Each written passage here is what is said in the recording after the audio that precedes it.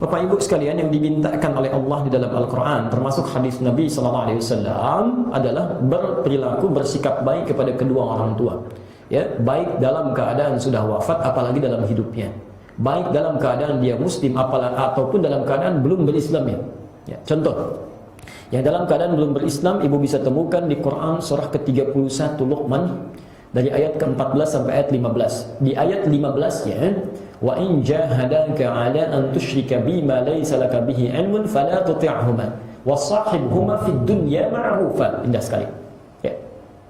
Jika ada orang tua berlainan kepercayaan dengan kau muslim dia bukan, bisa, ya, maka jika orang tua mengajak engkau untuk melakukan kemusyrikan, minta diantar ke tempat musyrik, ibadah minta disaksikan atau minta diikuti, maka tolak secara lembut yang halus. Tapi penolakan itu tidak lantas menjadikan kita terpisah hubungan, tidak. Dalam urusan dunia, wasahibuhuma, sahib itu dari kata sahabat yang lekat, nempel. Maka tempel terus, berikan kebaikan, perhatikan urusan dunianya. Mudah-mudahan dengan Anda memperhatikan, menyediakan kebutuhannya, bersikap lembut, itu bisa menjadi hidayah. Hidayah, ya. Ada seseorang ikut kami belanja, dan Masya Allah beliau aktif dalam salah satu, saya tidak perlu sebutkan di instansi, ya, dan punya jabatan luar biasa. Tiba-tiba berubah sikapnya, ya, sikap ibadahnya maksudnya, ya, dia lebih alhamdulillah, jadi senang ke masjid, senang i'tikaf, senang baca Quran, macam-macam. Bapak ibunya protes, ya, siapa ini yang telah merubah kamu, sikap kamu kok jadi begini, katanya. Masya Allah, kalau tidak bisa selesaikan, saya yang turun tangan, Masya Allah. Dan datang, kami sampaikan, bersikap lembut, baik, terima, kemudian balas dengan tutur yang baik. Mereka marah, kamu senyum, ya. Mereka membentak, Masya Allah, Anda bisa memberikan kelembutan, perhatikan, dampingi. Maka dilakukan itu. Bahkan qadar Allah, ibunya oleh Allah dibuat sakit, pergi ke rumah sakit, dan anak ini yang hanya mendampingi. Dibalik kepadatan tugas, ya, didampingi, dilihat, dicukupkan kebutuhannya, dicari. Apa yang terjadi? Allahu Akbar. Tiba-tiba bapaknya melihat, masuk dengan kelembutan, mulai lembut, mulai berubah, ya. Bahkan bapaknya pertama kali kemudian mulai berubah penampilannya, ke masjid dia macam-macamnya, terakhir ibunya. Dan indahnya, kadang-kadang mendapatkan kebaikan itu tidak seketika. Lalu kita diundang makan bersama, datanglah keluarga besarnya, bapaknya, ibunya, istrinya, anaknya, seluruhnya masuk. Udkhulu fis-silmi kafah. Ya, kami duduk, ada yang menangis, ada yang diam, Masya Allah, makan bersama, dan semuanya berada dalam naungan Al-Quran dan Sunnah Rasulullah SAW. Tidak harus kita berada dalam sesuatu yang tidak baik. Jangan saling mencela, ya, saling merendahkan, itu tidak bagus.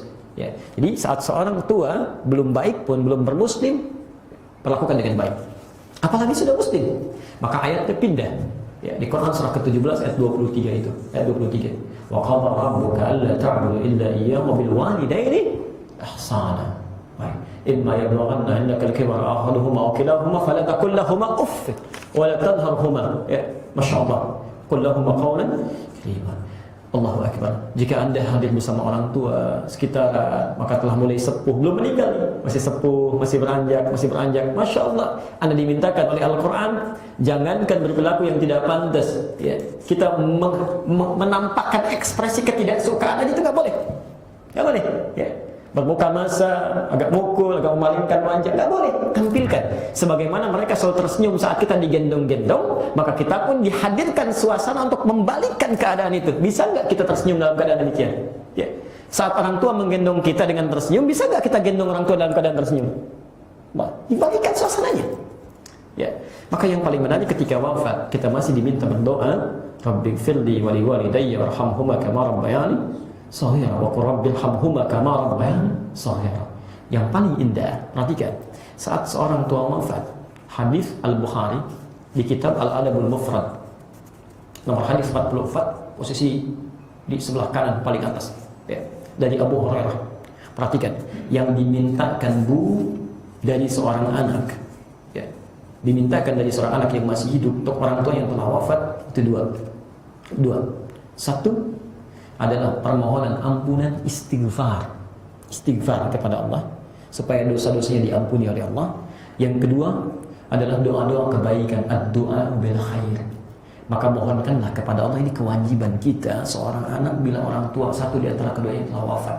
Yang pertama, mohonkan istighfar kepada Allah. Perhatikan di hadisnya, tatkala seorang anak memohonkan ampunan kepada Allah, maka Allah angkat satu derajat satu derajat keadaan orang tua yang di alam kubur, sehingga dia bertanya, ya Rabbi ma'aba. Redaksi hadisnya demikian. Ya Allah, apa ini? Maksudnya saya belum pernah dapatkan ini dari mana? Ya.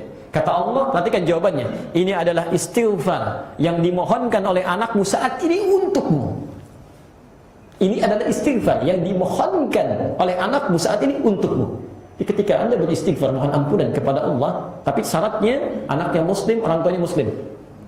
Jadi kalau anaknya muslim, orang tuanya tidak muslim, nggak akan nyambung, ya, tidak akan nyambung. Ya. Karena istighfar itu hanya berlaku bagi antara muslim dengan muslim lagi. Baik.